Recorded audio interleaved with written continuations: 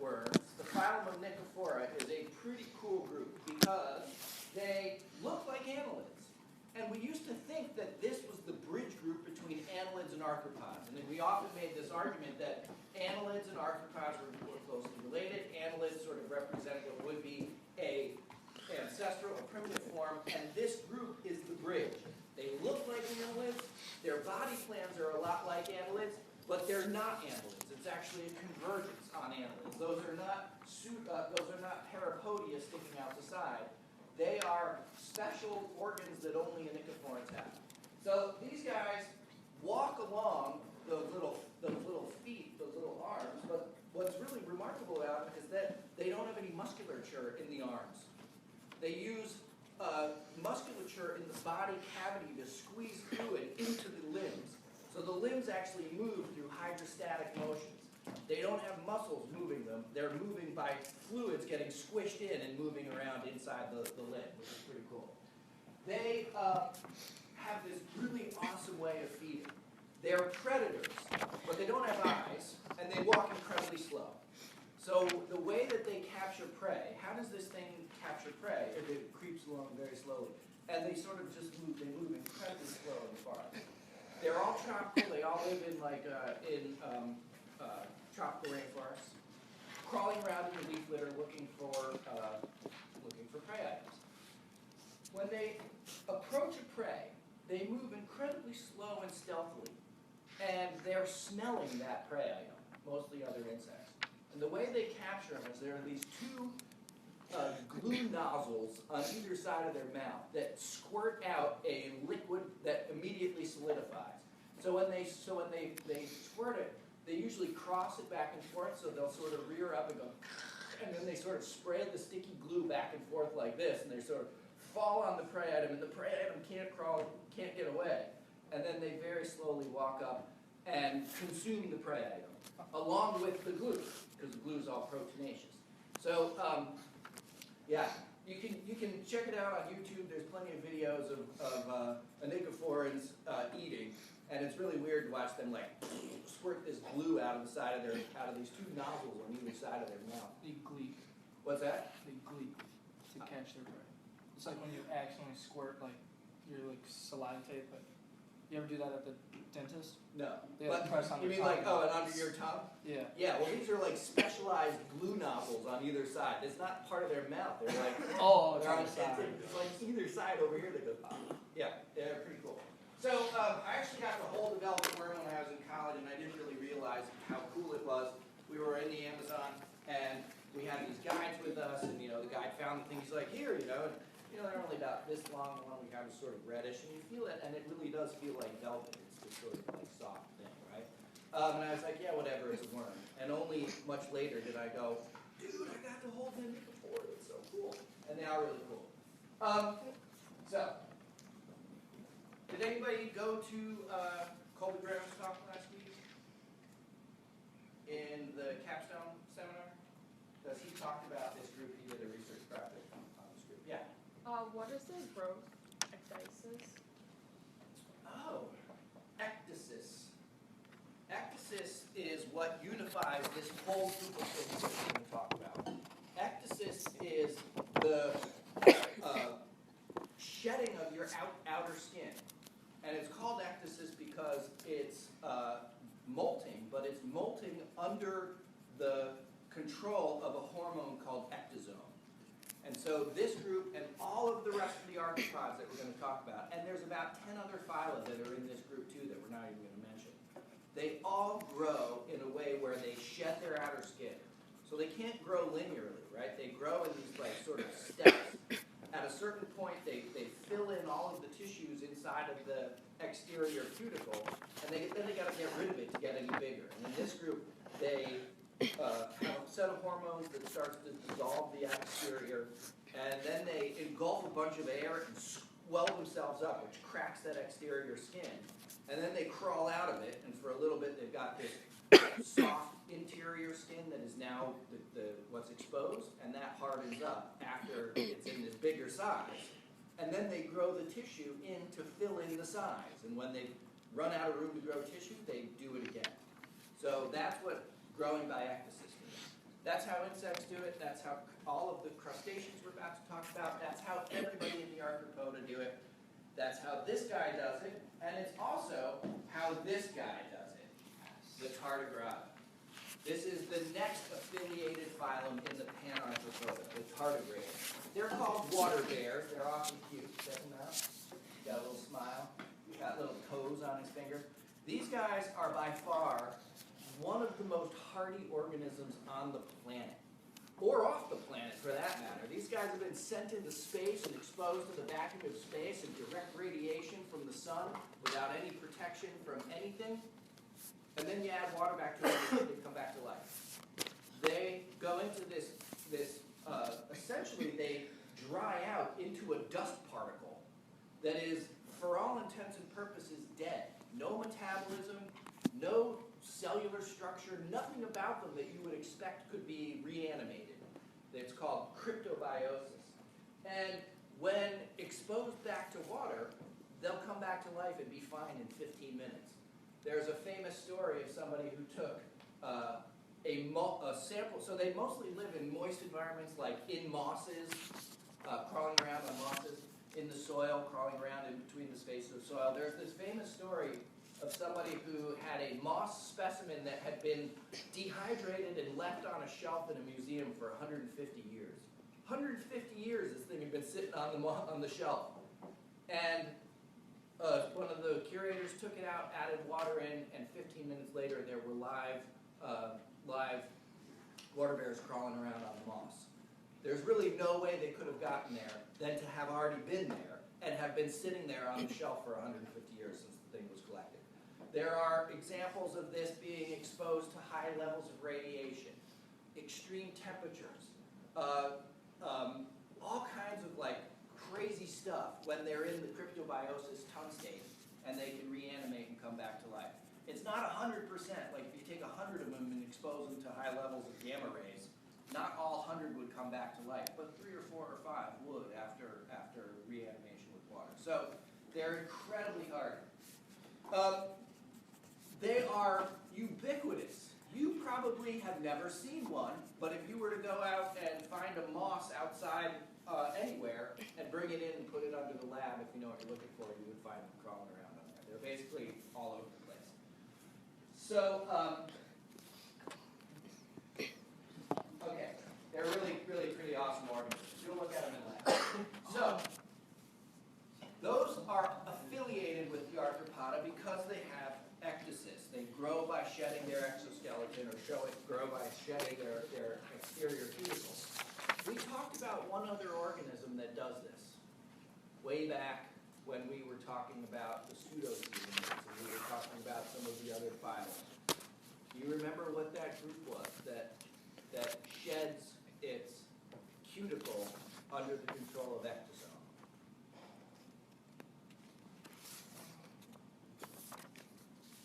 Well, nematodes is exactly right. Nematodes are also in the ecdysozoa group. We would have never thought nematodes should be clustered with the arthropods and the arthropod allies until molecular evidence showed them to be more closely related to those groups.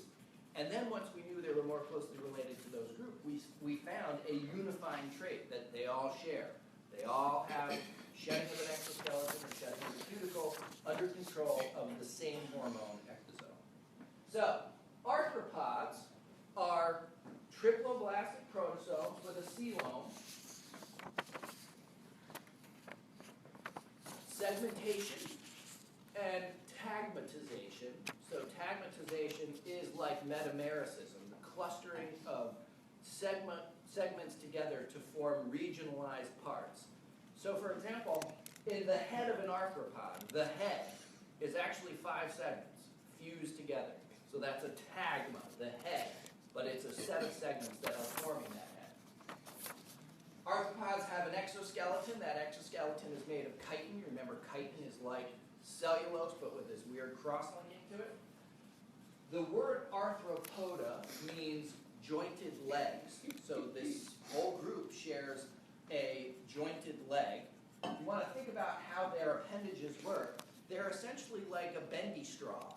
You know, like a bendy straw, you've got a rigid tube, and then where those two things come together, there's an articulating portion, right? That's basically just what an arthropod leg is like. A bendy straw with articulated portions between the parts where individual tubes meet. Those are called joints. They have strong centralization, so their head regions have lots of sensory organs, eyes, chemoreceptors, pressure receptors, sound receptors, all kinds of weird receptors, and depending on where they live, specialized for the places where they live. The traditional classification of these was split out into 3 groups. Those groups were the Trilobitomorpha, the Chalicerata, and the Mandibulata. Since we have gotten better with our molecular data, we are realizing that these three groups are not particularly meaningful. The Trilobitomorpha and the Chalicerata are. There's some underlying things, but the Mandibulata have been split out into 2 big groups.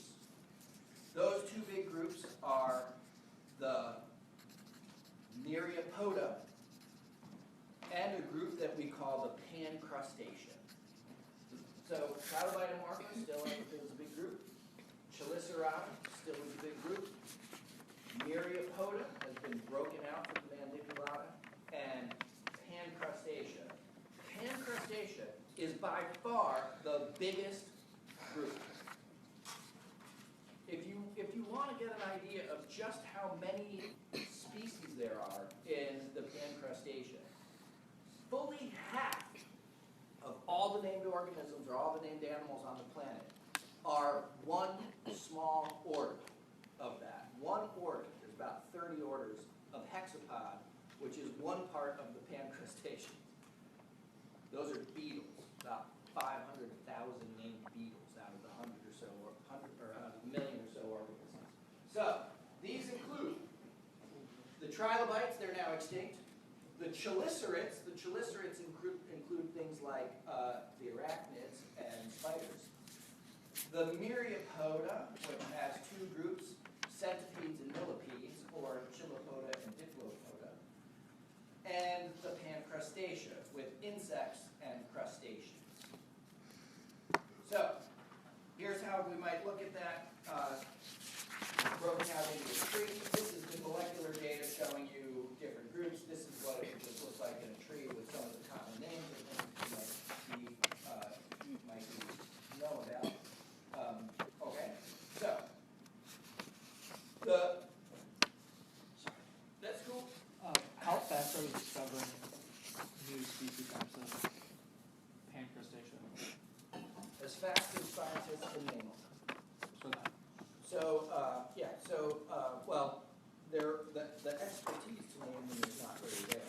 And so, there's one guy sitting in there's like the Field Museum right here in Chicago, one of the premier places for taxonomy of insects. There's 2 guys named there. If each one of them is able to name 10 species a year, because you got to describe them, tell exactly what they're like, right?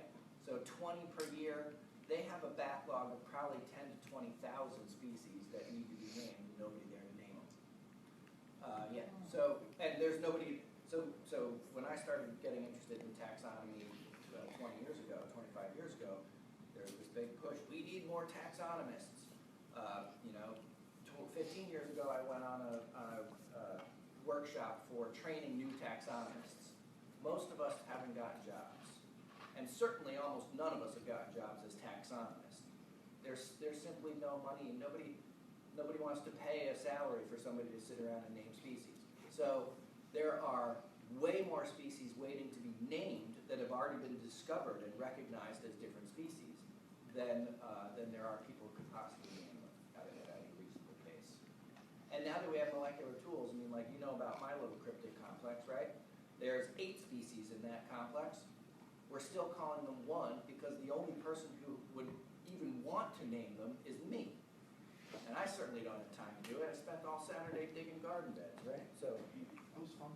Oh, that was fun. Thanks for doing it. No problem. All right, so does that answer your question? Yes. All right. So if you look at the diversity of this, it's really pretty staggering, right? We're just looking here at arthropods. You know, 35% or more, or almost half, are beetles. Other arthropods, another 12%. Flies and butterflies, moths, and other insects. And crustaceans and spiders, which are the chelicerates. So, I mean, there's a lot of diversity out there. So, okay, all of them have jointed legs. All of them have modified appendages. What you can think about their body plan is that each segment has an appendage. So, in the head, the first segment actually is called the apron, doesn't have an appendage. The second one has an appendage, antennae. Third one have an appendage, mouth parts. Fourth and fifth, part of the mouth parts.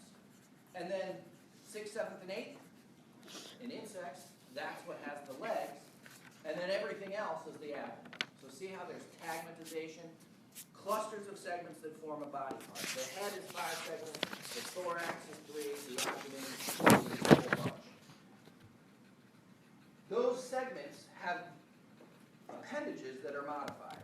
So the mouth parts are essentially modified legs, right? The legs are modified appendages. Later, we'll see that there can be appendages that are invagination into the interior of the organism that are actually just appendages, but they go inside instead of outside. And if you think about their jointed appendage leg, that doesn't seem so weird, right? If you just sort of turned it inside out and pushed it interior of the organism, still be an appendage, which is the inside, with a hole pointing to the outside. So, their exoskeleton is made of chitin and forms a rigid exterior around the outside of the organism. Because of the way that the exoskeleton hardens, growth cannot proceed the way that growth normally does. If we were to track growth of an infant human or something, it would grow something like this, right? You'd get to be full size. In insects and arthropods, you have something where growth looks like this. Right? Each one of these steps is a moment when the thing crawls, leaves its exoskeleton, leaves the exterior of its exoskeleton. The exoskeleton is set up in a 3-layered system. All of the arthropods, or all of the arthropods have this. Exocuticle, endocuticle, epidermis. It's the epidermis that secretes those things. On the outside is an epicuticle. There are pores that run down to the epidermis. Sometimes there are cells that stick up through the exoskeleton. So the general setup is that the exterior here is waxy and proteinaceous layer. This is chitinous, and this is chitinous, and also sometimes has embedded proteins. So the reason why it's got embedded proteins is that the way that it runs through getting bigger is when ecdysone is released into the body, the epidermis cells release a proteinaceous substance that begins to degrade the endocuticle layer. So this actually starts to dissolve from the inside out. And you end up with most of the endocuticle gone, and just a bit of the exocuticle and the epidermis still intact. The epidermis, and the epicuticle intact. The epidermis then begins to secrete a new exoskeleton. And so just before ecdysis, or just before they shed their skin, they're actually surrounded by their old skin and or their old exoskeleton, and have a new exoskeleton actually sitting underneath it. And when the time comes, they'll ingest either water or air and swell up the interior, because their interior exoskeleton isn't hardened yet, and push against the old exoskeleton that they're surrounding it by. And that cracks the exoskeleton along these things called ecdysis lines that allow the old exoskeleton to push away, and then the animal crawls out of the old exoskeleton surrounded by a new exoskeleton that's still soft. Then it flares its body with ingesting more gas or water to get as big as it possibly can, and then hardens the exoskeleton. Once it's hardened, the tissues of the body can then shrink down inside, being surrounded with this exoskeleton that is now big, but gives the chance for tissues to grow into the space that's been left behind by this enlargement of the body size. Well, believe it or not, getting out of that exoskeleton is incredibly problematic. And if, like, you look at something like a crab, more than 50% of crabs don't survive the ecdysis process. They get stuck trying to get out of their old exoskeleton, and they can't get out. I mean, if you think about it, there's a lot of stuff to get rid of. Remember when we talked about, remember how we talked like your gut is actually an extension of your epidermis, of your exterior? And it's really only your stomach and intestine where things can move across? They're in the same boat. But because they have an exoskeleton, the exoskeleton lines the inside of their esophagus to their gut, and it lines the exterior of their hindgut until the rectum. They've got to get rid of that stuff. So when they actually crawl out of their exoskeleton, their whole esophagus has to pull up and out and get left behind for the new exoskeleton to grow. So it's remarkable that they've been so successful, considering how many of them die while crawling out. So what you're looking at here is an isopod, which is a terrestrial crustacean, going through ecdysis, crawling out of its old shell, and its new shell is here. So the new shell has to harden. And in fact, we exploit this. Has anybody ever eaten a soft shell crab? Soft shell crabs are crabs that have just recently gotten rid of their exoskeleton and haven't had their new ones hardened. So you can actually eat all of them. What's the cracks you said that are the line? Ecdysis lines. They're just portions of the exoskeleton that are thinner than the rest. So when they flare against their body, when they flare up their bodies against the exoskeleton, that's where the pressure makes them break. And those lines usually are places that open up that they can then crawl out of. But think about it, right? They got to get their whole limb up out of the exoskeleton for that limb and get it up and out. And if that thing gets stuck, you can't get out and you're stuck, right? It's tough life being an arthropod. So that's how they grow. Their digestive tracts are linear with regionalization. They've got a little bit more than what we've seen in some of the other organisms. They'll often have accessory glands that help break down food early. They'll have these early parts in their bodies that allow for the breakdown of food, like crops for storage and gizzards for mechanical grinding. Yeah, come. Don't mean to go back. That's fine. That's cool. I like talking about arthropods. Why? Because bumblebees are fuzzy. So when do they go through the exoskeleton process? Every single one of those hairs is a exoskeleton covered part. And when they molt, they've got to get every hair to come out of the leftover exoskeleton hair. Those hairs are not hairs, they're what we call setae. They're actually cuticular extensions of the exoskeleton. Often they're really thin, so when they start to dissolve from underneath, they'll leave just this little thin epicuticle. Most of the endocuticle or exocuticle dissolves away. So it's actually not that hard to get out of those hairs. I'm going to say, would it be easier for them to get out of their exoskeleton than other ones? Not really. I mean, everybody's got a tough time getting out of their exoskeleton. But one of the things about bumblebees is that they go through most of the ecdysis growth in the larval stage, pupa. And once they come out as an adult, they go on a long exoskeleton. As an adult. No, they have none as an adult. Once they pupate, they don't have any.